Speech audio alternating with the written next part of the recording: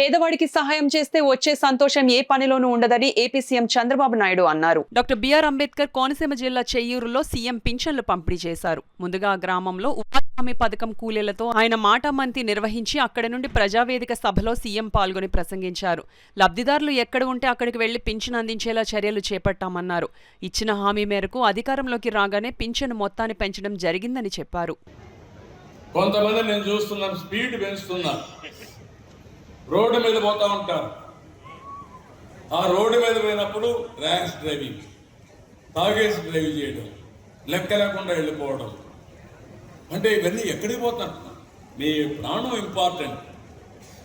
ప్రాణానికి ముప్పు వస్తుందని తెలిసిన తాత్కాలికమైన ఆనందం కోసం ఇష్టానుసారంగా పోయే పరిస్థితికి వస్తున్నారు.